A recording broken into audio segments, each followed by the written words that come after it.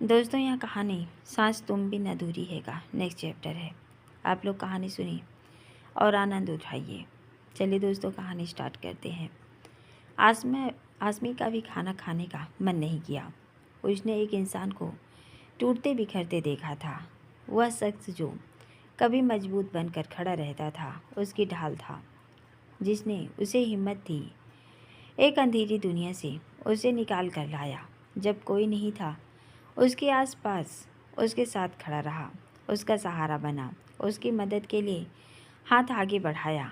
और जब वह हाथ थाम कर उस अंधेरे से बाहर निकली, तब तक वो शख्स खुद अंधेरे में डूब चुका था। तकदीर ने भी बड़ा अजीब खेल खेला था। सब कुछ होते हुए भी आसमी आज खाली हाथ थी। वह बालकनी में बैठी यादों के गहरे साए में डूबी हुई थी। आंखों में आंसू न चाहते हुए भी बह रहे थे।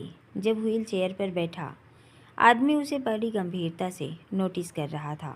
भले ही उसने उसे खुद से दूर कर दिया हो, पर अब भी वह उसके आसपास रहती थी, उसमें बसती थी। विराज ने एक्सीडेंट में अपने पैरों पर चलने की ताकत खो दी थी। डॉक्टर ने भी ना उम्मीद जताई, चमत्कार की बात कहकर फिलहाल के लिए उसे टाल दिया। वह जानता था वह शायद भी अब कभी दोबारा अपने पैरों पर खड़ा हो पाए।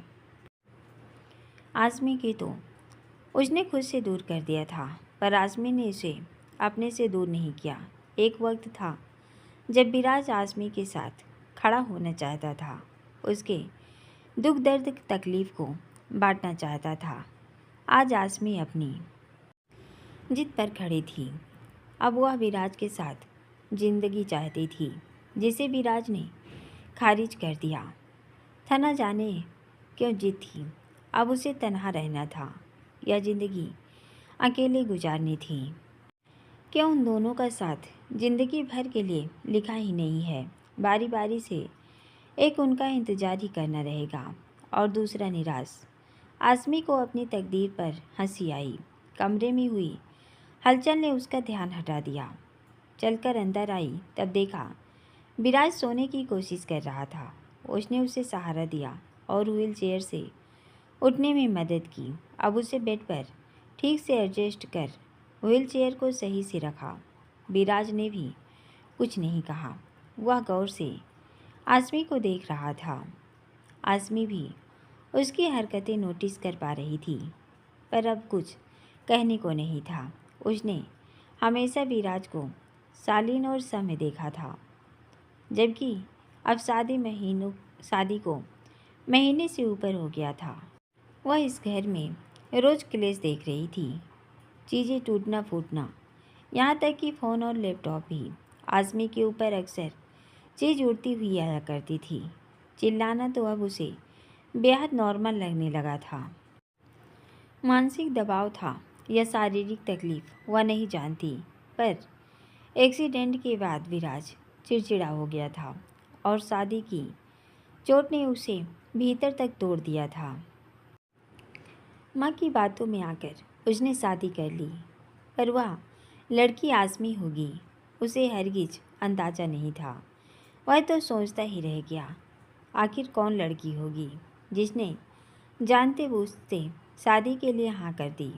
एक अपाहिज आदमी से भला कोई क्यों ही शादी जैसे बंधन में बंधेगा, जहाँ वह जानती हो कि उम्र भर के लिए यह इंसान अपने पैरों पर खड़ा नहीं हो पाएगा। यह प्रश्न माँ से भी किया था, जबकि उन्होंने यह कहकर टाल दिया, दुनिया में अच्छे लोग भी होते हैं और फिर पैसों की ज़रूरत कभी कभी ऐसे फैसले लेने पर मजबूर कर देती है, अपने लिए या अपनों के लिए। विराज को यही लग रहा था कि अपने पापा के लिए आसमी ने शादी के लिए हाँ कर दी, जबकि वह उसके पीछे कितने महीनों तक ख्वार होता रहा, उसके आगे पीछे घूमता रहा, शादी के लिए कहता रहा। उसे उसकी कोई बात नहीं पिघला सकी और अब उसने इतनी बड़ी कुर्बानी दे डाली। क्या उसका प्यार उसके लिए कोई मायने नहीं रखता था? माँ बाप ही सब कुछ थे। विराज धोखे में था या रहना चाहता था, नहीं पता, पर आसमी सब कुछ सहती रही। आज भी उसने खाना नहीं खाया था और यह बात विराज अच्छी तरह से जानता था। वह खुद भूखा था। आसमी को तकलीफ़ देना कतई पसंद नहीं था, पर वह मजबूर था। गाहे बगाहे उसे आसमी के नज़दीक आते ही यह बात अंदर ही अंदर सताती, क्यों क्यों आखिर आसमी उसका प्यार नहीं समझ पाई। क्या इतनी हल्की भावनाएं थी उसकी जो वह समझा नहीं पाया, या उसने कदर नहीं की। पैसों के लिए कैसे कोई शादी कर सकता है किसी से, या तो किस्मत से वह शख्स था। अगर उसे पैसों की ज़रूरत होती और सामने कोई और शख्स होता तो क्या तब भी मान जाती। मजबूरी जो थी मान ही जाती। उसे कौन सा उससे प्यार है, या वह किसी और शख्स से प्यार कर पाती। वह तो बस अपना फर्ज निभा रही थी। विराज का दम घुटने लगा। प्यार जैसी बात पर उसका यकीन उठता जा रहा था। क्या इतना हल्का था उसका प्यार। आज़मी ने उसे पैसों में तोला। अपनी पसंद पर उसे झल्लाहट हुई और एक अफसोस उभर कर आया। काश वो ऐसी लड़की से प्यार न करता जिसकी सोच इस तरह की है, जो प्यार को पैसों की तराजू में तोलती है। विराज प्यार करता था, पर आजकल आसमी के नज़दीक आते ही उसे घुटन होते निकली, जैसे कभी आसमी को होती थी। वक्त का पहिया जब जब घूमा है, उसने परिस्थितियाँ उलट पुलट कर दी हैं। और यहाँ तो बात ऐसी घूमी थी कि अब जगह ही बदल गई थी। विराज की जगह आसमी और आज़मी की जगह विराज खड़ा था। वह जो कभी तंग सोच से आज़मी को निकल आने के लिए प्रेरित करता था, अब खुद उसके जंजाल में फंस चुका था। उसकी सोचों पर बार बार पहरा लग जाया करता और वह उसे आगे कुछ नहीं देख पाता। आज़मी ने उसे ठीक से सुलाया। दोनों बेहद नज़दीक थे। विराज ने उसे गौर से देखा। वह एक आदमी था और वह जो उसके नज़दीक खड़ी थी, वह औरत उसकी पत्नी, जिसे वह कभी बेहद प्यार करता था। मन में कुछ भावनाओं ने अजीब से रूप धारण कर लिया, पर खुद को रोकना बेहद ज़रूरी था। वह किसी लड़की की ज़िंदगी इस तरह बर्बाद नहीं कर सकता। वक्त के आवेश में शायद वह बह जाए, पर यह इसके आगे पूरी ज़िंदगी पड़ी थी। एक अपाहिज के साथ गुजारना बेहद मुश्किल होगा।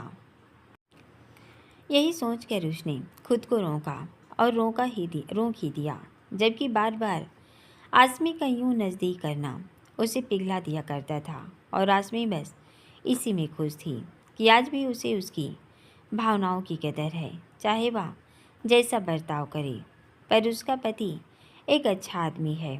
आज फिर उसकी किस्मत पर नाच करते हुए वह उसके बराबर लेटी थी, पर खुशी के मारे उसे नींद ही नहीं आ रही थी।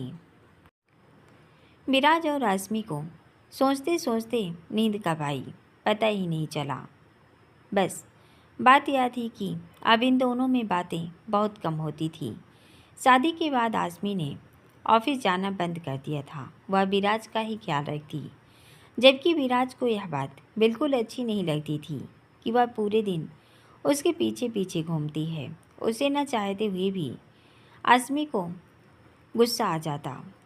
विराज जो कभी आसमी की मोहब्बत और उसकी सोहबत के लिए तरसा करता था, अब एकांत पसंद हो गया था।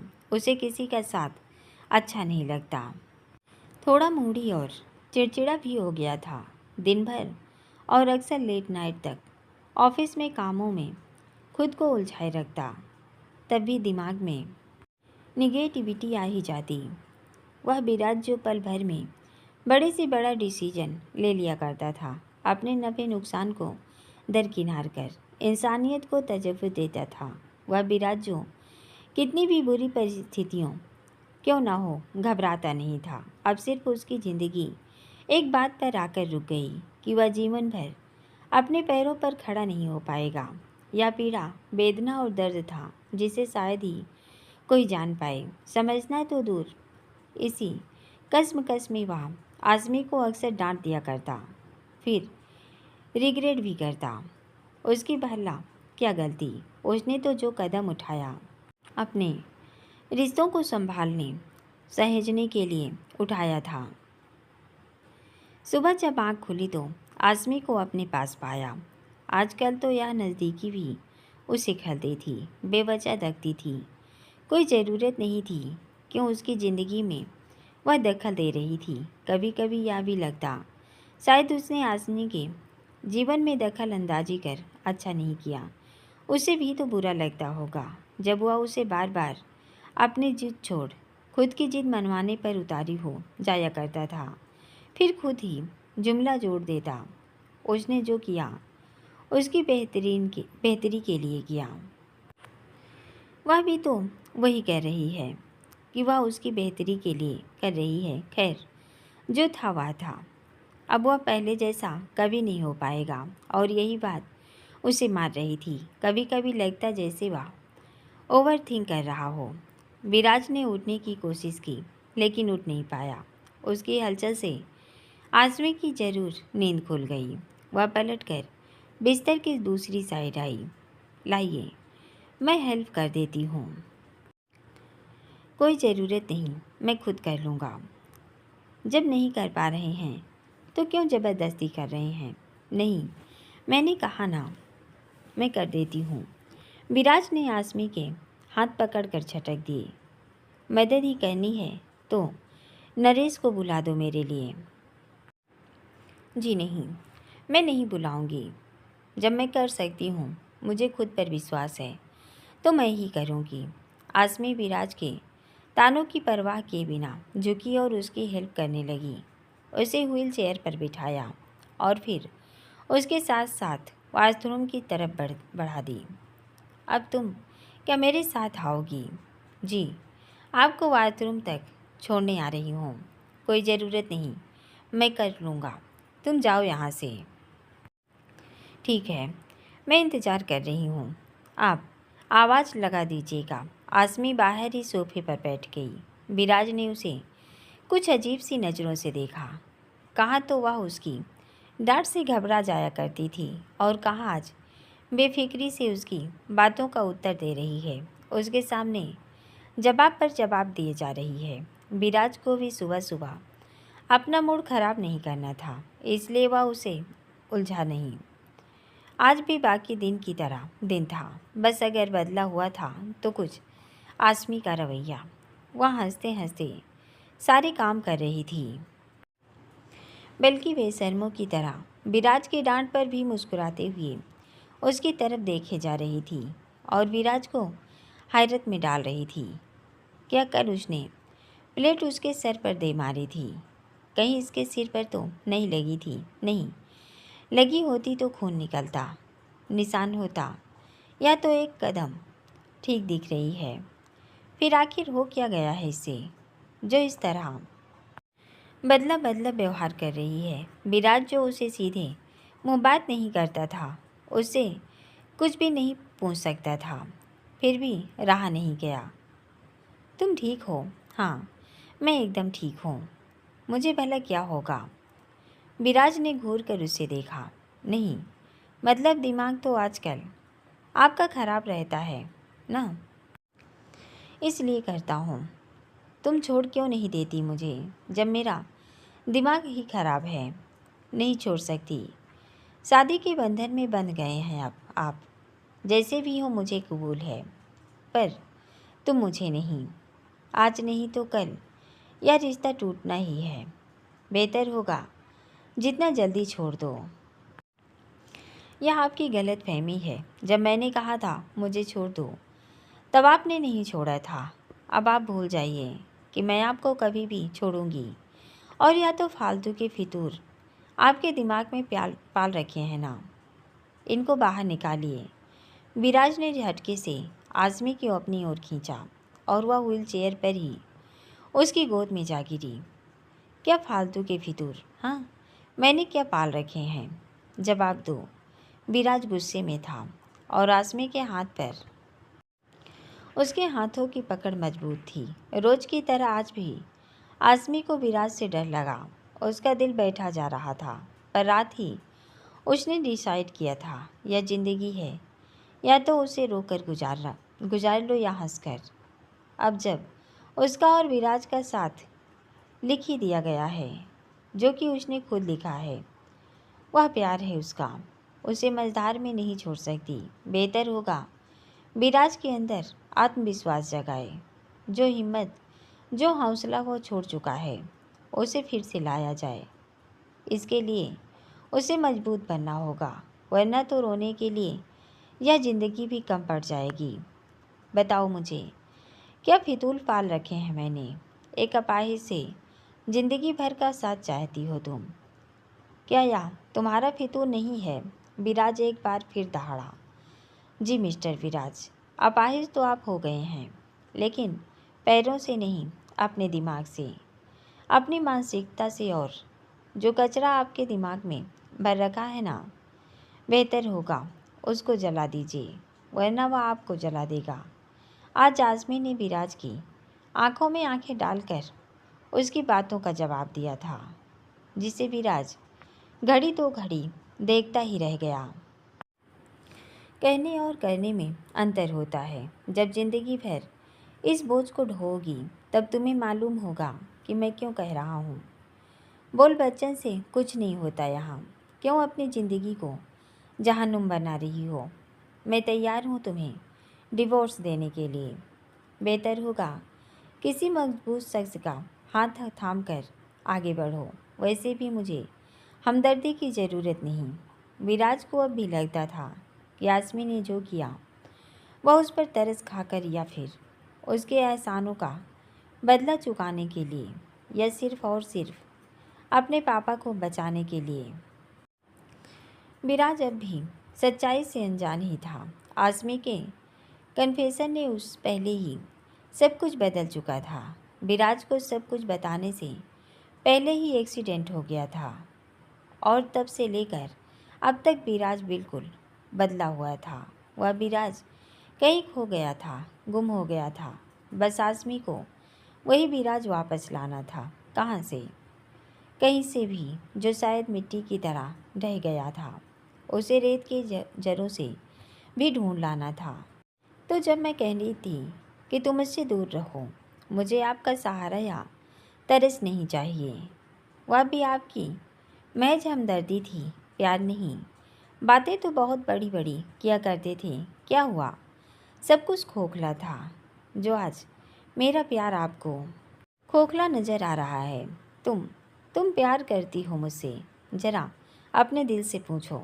जी बिल्कुल, पर अभी आपको सच्चाई नज़र नहीं आएगी, क्योंकि आपने अपनी आंखों पर पट्टी बांध रखी है। और वैसे भी मुझे साबित नहीं करना अपने प्यार को, आपको यकीन नहीं दिलाना। मैं करती हूँ, यही बहुत है। किसी को जताकर या बताकर मुझे क्या करना। मैं बस आपके साथ से ही खुश हूँ। और हाँ, यह जो चीज़ तोड़ने फोड़ने, मुझे डांटने, तंग करने, कमरे से, इस घर से और अपनी ज़िंदगी से चले जाने की धमकियाँ आपने बहुत दिन दे ली, अब और नहीं। वैसे भी दोगे तो मुझे फ़र्क नहीं पड़ता, मैं अब ऐसे ही। आज़मी, तुम हद से आगे बढ़ रही हो। जी नहीं, अभी तक अपनी हद में ही हूँ। जिस दिन बढ़ गई ना, आप कुछ कहने लायक नहीं रहेंगे। अच्छा, और जिस दिन मैं बढ़ गया, उस दिन के बारे में क्या ख्याल है तुम्हारा? विराज ने आज़मी की कमर पकड़कर कहा। वह अब भी उसकी गोद में बैठी थी। विराज ने उसे पूरी तरह अपने ऊपर झुका रखा था। फिर उस दिन के बारे में तो मेरे बड़े नेक ख्याल हैं। काश कि वह दिन जल्दी आए। पता नहीं दिन आएगा या रात, पर आएगा ज़रूर। और जो भी आएगा, सुभान अल्लाह, बड़ा हसीन होगा। आज़मी ने अपनी चमकती आंखों से मुस्कुरा कर कहा। विराज हैरान था उसके इस तरह के बर्ताव पर। यह औरत क्या से क्या हो गई थी? यह वह आज़मी नहीं थी, यह तो उसका एक अलग ही रूप था। विराज अभी डटा रहा। कहने और करने में वाकई अंतर होता है। आज़मी बस आज खुद को विराट के सामने झुकाना नहीं चाहती थी।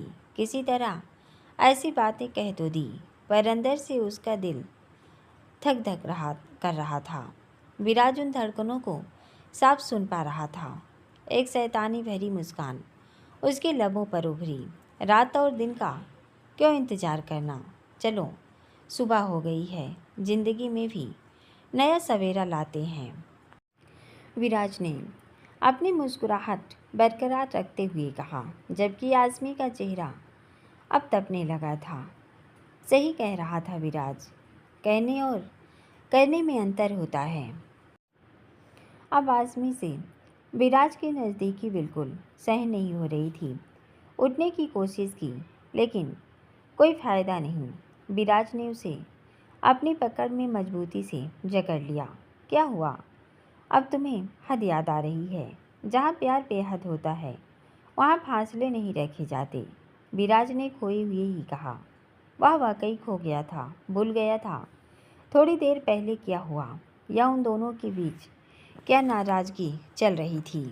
बस उसे याद आ रहा था तो यह कि आज़मी अब उसकी बीवी है, जिस पर वह हर तरह का हक रखता है। और अब जब आज़मी को कोई प्रॉब्लम नहीं है तो फिर क्या ही दिक्कत है, या तो सोने पर सुहागा है। वाह, उठिए, आपको चलना है, चलिए, फिजियोथेरेपी का टाइम हो गया है, आज़मी ने कुछ अटकते हुए से कहा, जबकि विराज अब लम्हों के हिसार से बाहर निकल आया। क्या करने जा रहा था वह? कैसे बहक सकता है? नहीं, लम्हों के बहकाए में आकर वह इतना बड़ा कदम नहीं उठा सकता कि वह उसकी ज़िंदगी का रुख ही बदल दे। यह औरत तो सच में उसे पागल करके छोड़ेगी। कहाँ से कहाँ बात शुरू हुई थी और कहाँ आकर रुकी। विराज को हर दिन लगता था कि आज नहीं तो कल आज़मी हिम्मत हार कर उसे छोड़ देगी तो उसे सुकून मिलेगा। कम से कम उस लड़की पर वह बोझ नहीं है जिससे प्यार करता है। वह बस उसकी खुशियाँ चाहता है, खुद के साथ नहीं तो किसी और के साथ ही सही। और उसने आज उसे एक कदम आगे ले आया था। नहीं, इतनी जल्दी हार नहीं माननी। विराज ने आज़मी पर अपनी पकड़ ढीली की और वह उछलकर उसकी गोद से निकल गई। आज़मी पलटी ही थी कि विराज ने आज़मी का हाथ पकड़ लिया। अब भी वक्त है आज़मी, अपने बढ़े हुए कदम पीछे हटा लो। ऐसा ना हो कि बहुत देर हो जाए।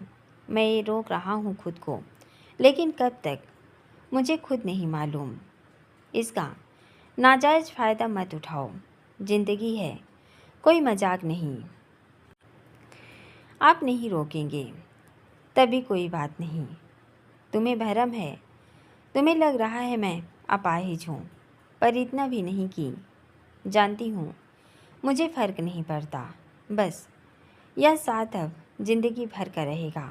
बार बार इसे तोड़ने की बात मत कीजिए। क्यों, कुछ नहीं बदलने वाला। आज़मी, तुम जिद। वैसे माँ का कहना है कि हमें कुछ दिनों के लिए हिल स्टेशन पर चले जाना चाहिए। आपका भी मन बदलेगा। आपकी क्या राय है? आज़मी ने तो बिल्कुल बात का जाविया ही बदल दिया। विराज उसे देखता ही रह गया। मैं ऐसा कुछ नहीं सोचता और ना ही मेरी कहीं और जाने की इच्छा है। बेहतर होगा ख्याली पुलाव नहीं पकाओ, और अगर जाना ही है तो तुम अकेली जा सकती हो। मुझे ऐसी कोई उम्मीद मत रखना। जैसे वह विराज की बातों को दरकिनार कर रही थी, वैसे विराज उसे दरकिनार कर रहा था। मैंने भी यही कहा मम्मी से कि जगह बदलने से सोच थोड़ी न बदलती है। वह तो तब बदलती है जब हम उसे बदलना चाहें, वरना तो लोग महलों में रहकर भी खुश नहीं होते। जब एक मालूम पढ़ लेते हैं और उसे छोड़ना नहीं चाहें तो मन में एक खला उबाल आती है और फिर उसका अंत कहीं नहीं होता। हाँ, यह सब कुछ खत्म किया जा सकता है, अपने दुखों से पीछा छुड़ाया जा सकता है, बशर्ते इंसान निगेटिविटी से किनारा कर ले। ज़िंदगी के कई सारे रंग हैं। अगर हम उन सब रंग में रंगना चाहते हैं तो हमें एक रंग का पीछा छोड़ने होगा, तभी तो बाकी के रंग देख पाएंगे। आज़मी ने बड़ी समझ ईसा से कहा, लेकिन कहीं भी विराज का नाम नहीं लिया। समझ तो विराज भी गया था, पर वह चाह कर भी वहाँ से नहीं निकल पा रहा था जहाँ घुस गया था। चलें, आपकी फिजियोथेरेपी का टाइम हो गया है, आज़मी ने मुस्कुराहट के साथ कहा।